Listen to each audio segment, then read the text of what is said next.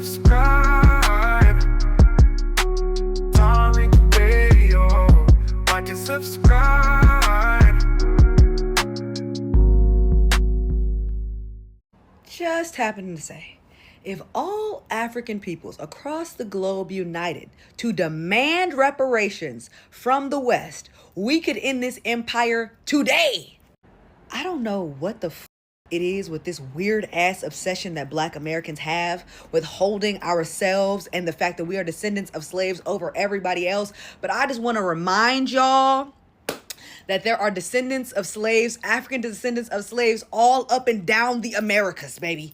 As a matter of fact, the majority of enslaved African people didn't even come to these shores. They went to the shores of the Caribbean and South America. People love to uphold Black American resistance as the crown jewel of all African resistance. And let me tell you, okay, we owe a lot of thanks to our brothers and sisters in Haiti and Jamaica, because without them revolting when they did, we would not have been free when we were. The Haitian Revolution literally destabilized the Western Empire that existed in Europe. And the West has never let them forget it, which is why they're in debt right now. While y'all boast about the profitability of Black American culture, our tax dollars are literally being used to bomb children in Somalia. They are being used to work with Kenya so that we can have boots on the ground in Haiti. Your tax dollars are going to AFRICOM, that is actively trying to destabilize the Sahel states that are looking for independence from the West right now. So if you think being born on this land makes you more exceptional than other Black people, if you think that being born on this land means that you get to have all of your comforts on the backs of African people all across the world, then congratulations, you've officially been assimilated into the American identity. Pat yourself on the back. If you made it this far into the video, go ahead and comment a middle finger emoji, because America and its exceptionalism, bitch. All right, we are in the building, ladies and gentlemen. Respect to you. Respect to the law. Glad to have everybody in the mix for the tap in, ladies and gentlemen. If you can give me a nice retweet, that would be absolutely phenomenal. A retweet would be absolutely lovely. And before we get started, while we wait on everybody to get in the room, let me do a real quick shout out, because we do want to get right into the game. Let me shout out. Let me see. There's so many people in here already, and I love it. We got Stones, we got Iconic Judy, Ani Asaru, Rhonda, Sage, we got Il Cap, we got Afro POV, Katie, we got Gifted, Mooney, Arian G, Highland, we got Swag, we got Shanice in the building, the Atavis, we have the Prototype, we have Lennon, we have Miss Skyline Grinds Hoodoo, we have Brother James Lewis in the building, we have my good brother FBA Furball out there in Hawaii, and we have the legendary Tethernator in the mix. So much respect to you. Respect,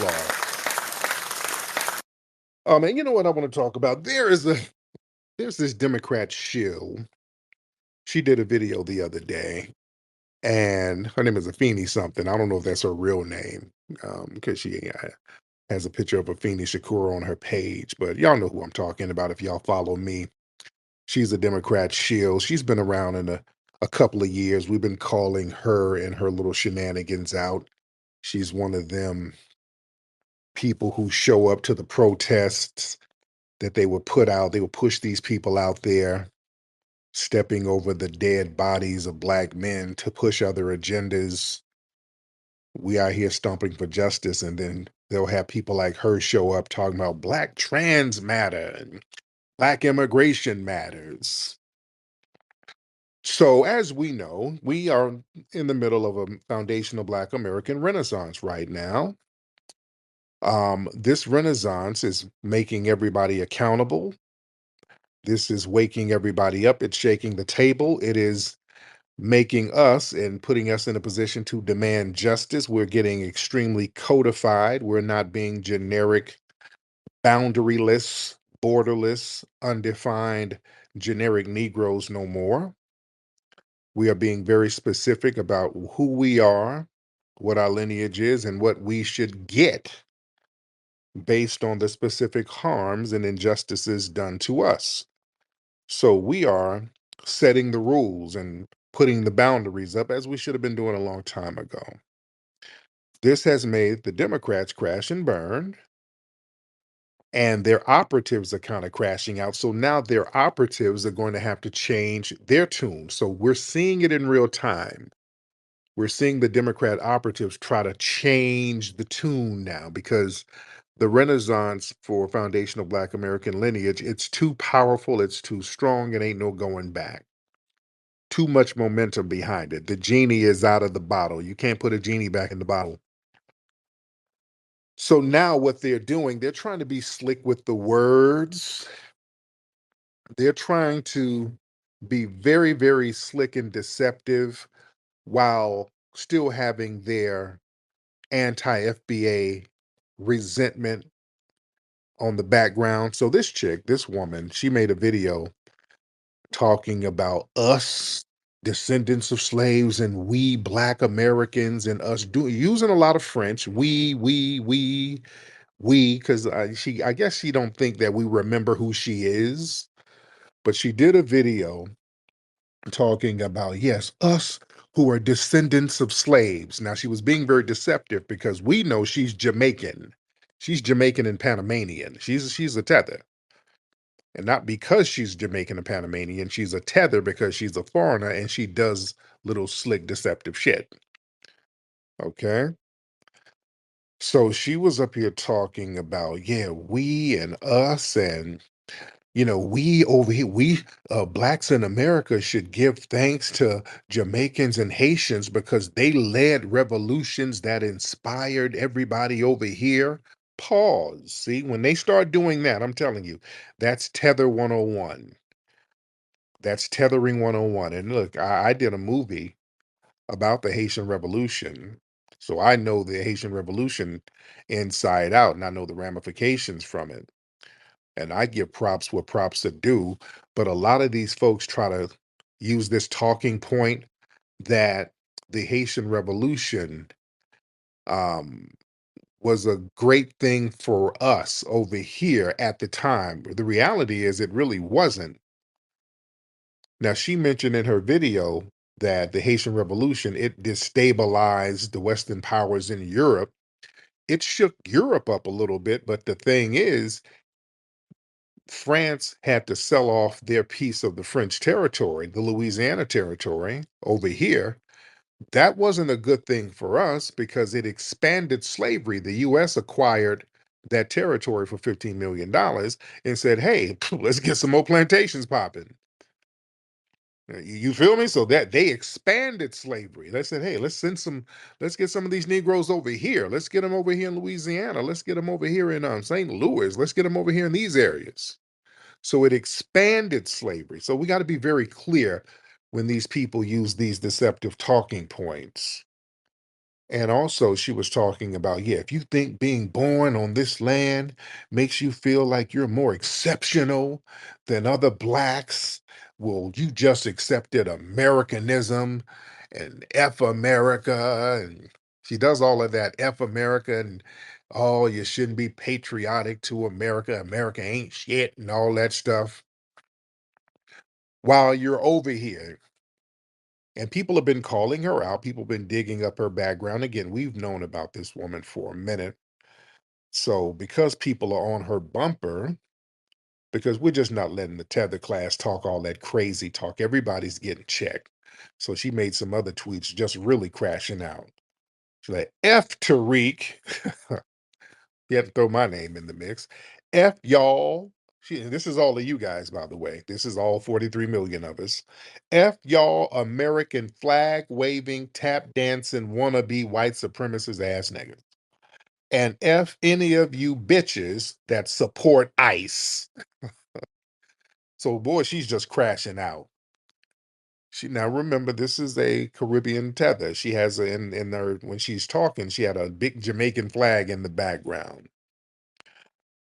Now, family, let's unpack this because notice it's always these people, that tether class, always trying to tell us how we should be non-patriotic. They always come to us telling us, yeah, America don't love you. Why you like America? Why you holding up that flag? That's the flag of white supremacy. The white folk don't even like you. Why you like that? Why you like America? Why y'all claiming this imperialistic while you're here? That's the thing. You're here. Why are you sitting your ass up here if you're telling me all this? This is a little mind fake thing that they try to pull. See, they do that to try to undermine foundational Black American ownership and ancestral ties to this land. Don't let these people run that Jedi mind trick. When people constantly try to tell foundational Black Americans, well, America hates you. You crazy to rep this country. They do that to our good sister Beyonce. They try that with her. They're trying to strip us of our foundational Black American moral and historic claim to the land. We are soil connected people of America by blood, bones, labor, without immigrant assimilation. All right? We're from the soil. And we can embrace our unique Americanness. We are the soil. It ain't embracing the damn white people. That's how they think. That's their mindset. Yeah. So the thing is, when we realize this, they know we understand our position here. We are heirs to the land. We're not guests like them. And see, that poses a threat to those who come over here by choice and who want to access resources, narratives, and opportunities that's rooted in foundational Black American struggle. Stop letting people run that little Jedi mind trick game. We got to check that nonsense. Because see, what they want to do, family, they want to try to create a psychological vacuum so that these tethers can fill that vacuum. See, if they convince us to emotionally and culturally detach from America, that creates a vacuum. And a vacant spiritual space can be filled by immigrant pride. See, these non-FBI operatives, they rush in to fill that void. They come in and uplift their whole immigrant identity and try to act like it's morally superior, and then come in here talking about we pulled ourselves up by the bootstraps. We came over here with $2 and we've been here for 2 years and we're doing better than these foundational Black Americans. So they try to cast us as defeated victims while they try to elevate themselves in America's political and racial hierarchy. And then they try to discredit the lineage that actually paid the price for the civil rights. See, that has to be checked. Yeah. And see, they also try to play this little Jedi mind trick on us, so that can basically um, prevent our nationalism and our pride of our lineage to become a big political force. See, foundational Black American pride and our American heritage, that threatens the political landscape and the political movement because it puts lineage-based justice on the forefront. And if we walk in that identity, when we fully walk into it, of being the true founders of this country, then we are positioned to basically demand specific policies, protections, and other tangibles based on that status. And the foreign operatives, they try to block that by shaming us into seeing America as something shameful. You watch people when they try to pull that. These are people that's getting paid under the table. And like this woman who was saying all that stuff, she's clicked in with all these white Democrat groups. So they're chipping her off. You understand? They love playing that little game on us so that they can sneak in on the low and get all the benefits for themselves. That's why these people understand, and I talked about this before, they know that they got like a little janky deal with the white supremacists. They know that they are working as a buffer group against us. They know that the white supremacists will give them some crumbs if they can sit here and stall us and sabotage us and undermine any claims that we have. That's why anytime we start talking about reparative justice and tangibles, it's always tethers jumping in the damn mix.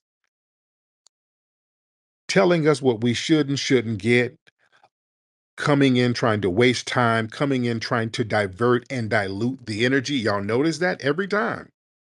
And that's the reason. They know that they're doing that as watchdogs and guard dogs for the white supremacist. Yeah. So we have to watch all of that stuff. Because let's be real. Can we get deep, ladies and gentlemen? I want to get a little deep here. Can we get deep? If I can get deep, ladies and gentlemen, give me a thumbs up if I can get deep in here. And y'all give me a retweet because I'm gonna get a little deep right now, talking about these tethers. What's up, cousin Jerry? I see you down there. What's up, brother McCall? Professor Alon, my lovely sister Brooke. I love Sister Brooke. Sister Brooke is a sweet. Sister Brooke is like my little guardian angel. Sister Brooke always comes through. Well, I don't even think she be knowing she looks out. Sister Brooke has saved some of our events, and I don't even think she realized it. A few weeks ago, boy, I had some tendonitis. Sister Brooke came through and recommended some those pills you recommended, Sister Brooke. Them shits work wonders. Sister Brooke recommended these pills. She gave me a link. I got these little pills from Amazon, and them shits work wonders. Dude, this sister be coming through. I love that sister to life. But let me tell y'all something with the tether class. I want y'all to understand why we got to be very careful and why it is good that we have called out this stuff. Tethers, they like to act as colonizers when they get around foundational Black Americans. They take on the same disposition and mindset of colonizers. Just really study the tether class. Really study the tether class. They do exactly what the European colonizers did when they showed up to a new land. When the Spanish showed up over here in the Western Hemisphere, what did they do? They planted their flag. The first thing they did when they hit the shores, they would plant their flag. All of them did that. When Britain went to certain place, they planted their flag on the land right there on the beach. And they made an announcement. That was something that the Pope required when they showed up somewhere to the new land. Because of the doctrine of discovery, you had to make an announcement that you're claiming the land for Spain or you're claiming the land for Portugal. So that's what they do. The Spanish come, plant their flag, and they go to the natives and say, hey, look, my name is Columbus, and I thereby claim this land for the crown of Spain. So they make an announcement. That's how they would usually do it. The tethers kind of do that too. Just like the European colonizers who raised their flag and claimed territory, the tether class, they come over here and they start instantly asserting their national identity of the place they fled from. Not in solidarity. They don't do this to say, hey, look, you are our brothers and we are our brothers. No, no, no, no. They do that in contrast of us. They come in and start throwing them flags around. They used to do it real heavy. They've chilled out now because we've been calling it out. But instead of coming in and joining and saying we're going to be reinforcement, they come in and brag. This is Nigerian. Everything I do positive, this is Jamaican. Everything I do positive, this is Ghanaian. Everything I do positive, it is Haitian. That's them saying we're not like you. Not only are we not like you, what they're saying to us, we're better than you. That's what they're saying. And that mirrors the colonizers who did that when they brought that bullshit from Europe to try to claim superiority over the native population. Then what do the tethers do? They try to take over FBA spaces just like the colonizers.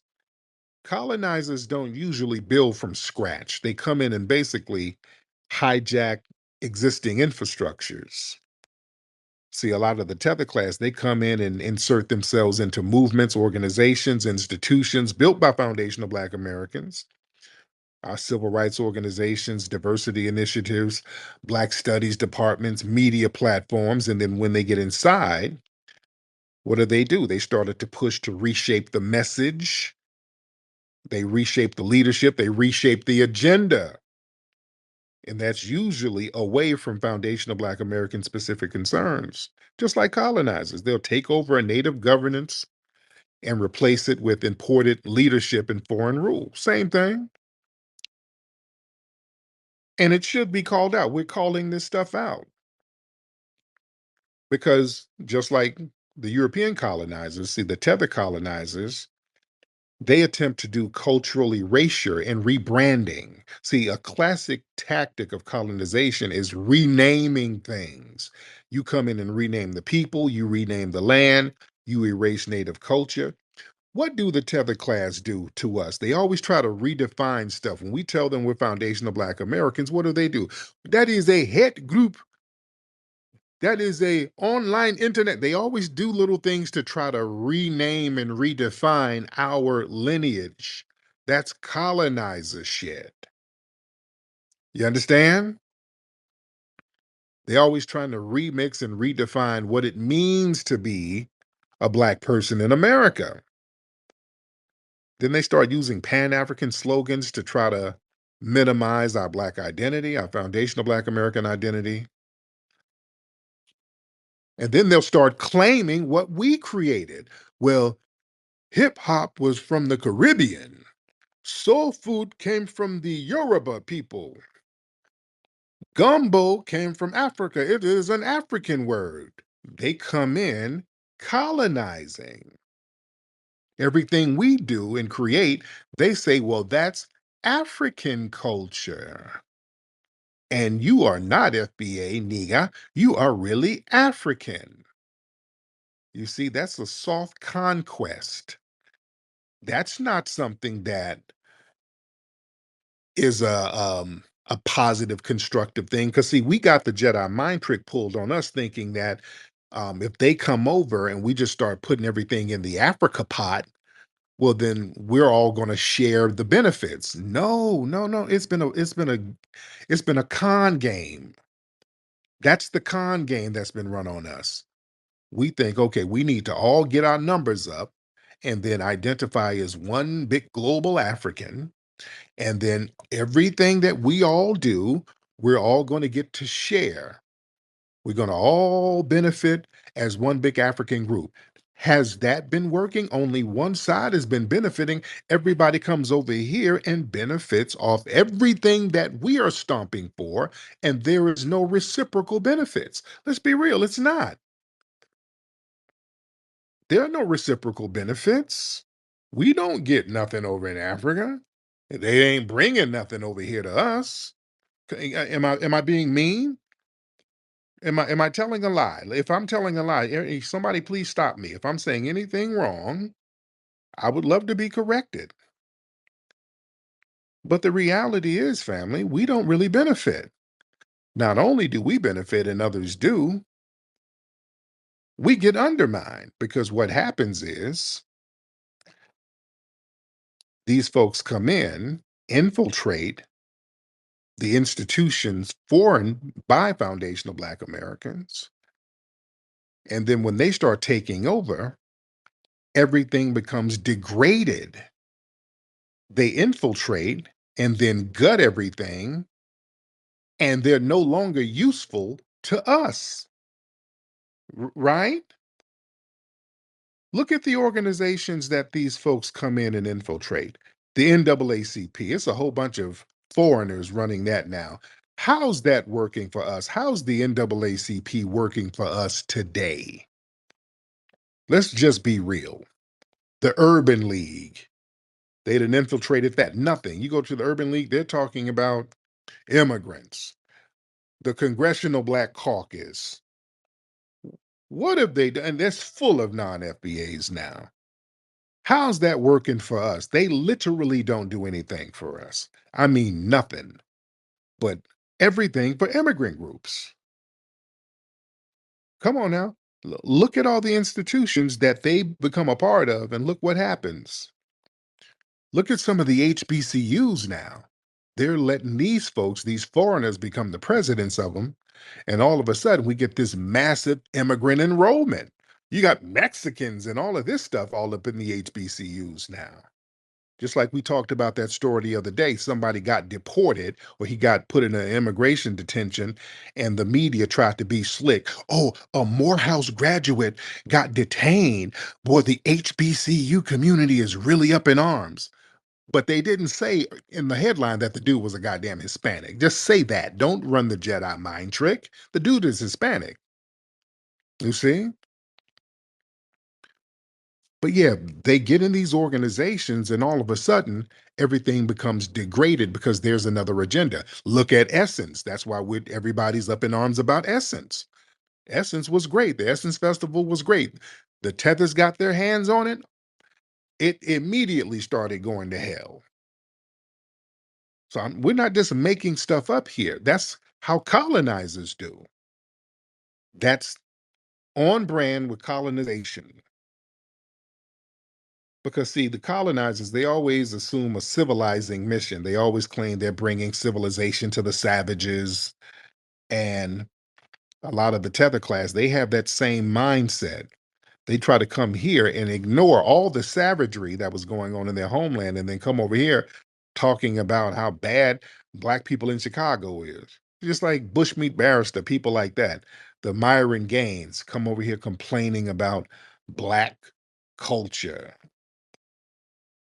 You see, that's a colonizer mindset.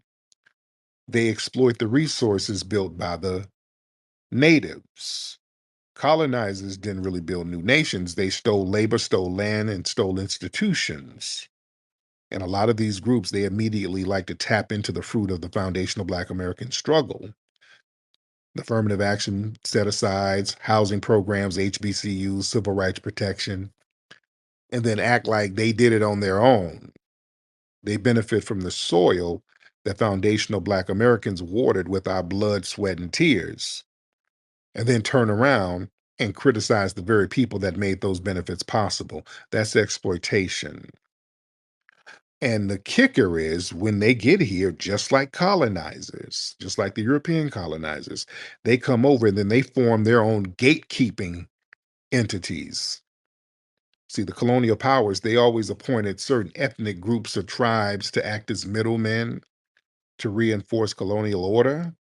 And some of the tethers, they come up in academia, the media, politics, specifically because they're not foundational Black Americans, because they're seen as less threatening to the white institutions. And they get rewarded for pushing this watered down, Pan African, immigrant friendly narrative.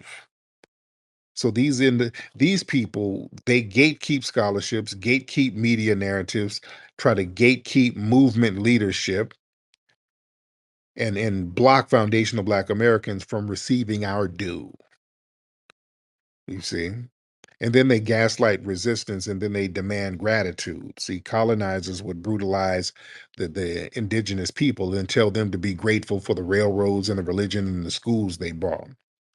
So when we now push back against the immigrant overreach, when they start getting crossing boundaries and crossing lines they shouldn't cross, and we start checking their cultural disrespect, they start telling us, well, we got to be happy that they're here because we need their numbers because we can't do it by ourselves. It's too little of us, and we can't be divisive, and we can't be xenophobic. And no, no, we're not going for those tactics no more.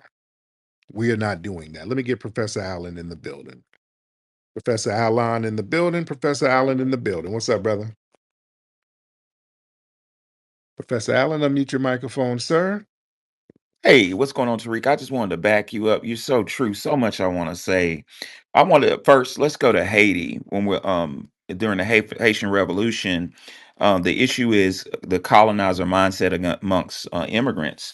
So that, as you are aware, Dessalines and Toussaint Louverture gave their life to free the Haitians and give them their own country, Mhm. right? So what happened?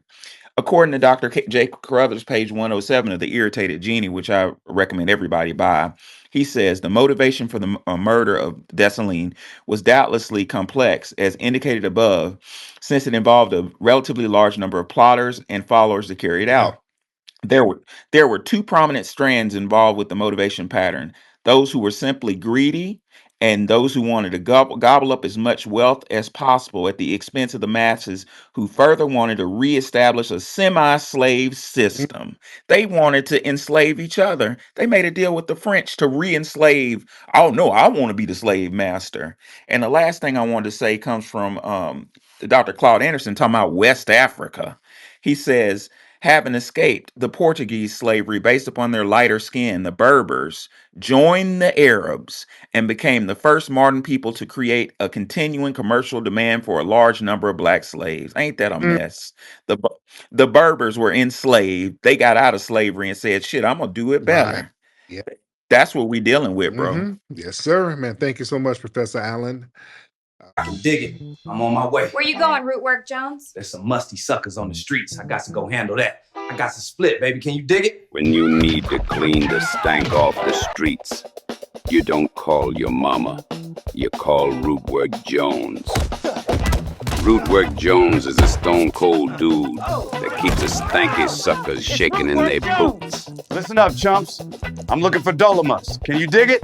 Rootwork Jones is getting down to the nitty-gritty, taking on the mustiest sucker in the city. Dolomust is my name, and staying good and musty is my game. Where is Rootwork Jones? This is a super soul brother getting rid of the stank. And you can for sure take that to the bank. Take that, you musty jive turkeys. When Rootwork Jones is not dealing with drama, he finds time to deal with foxy mamas. Why don't you come on over here and give me some of that root work, sugar? Rootwork Jones. He's bold, he's bad, and he's keeping the suckers musty mad. Rootwork Jones coming to a theater near you. Go to rootworkstyle.com.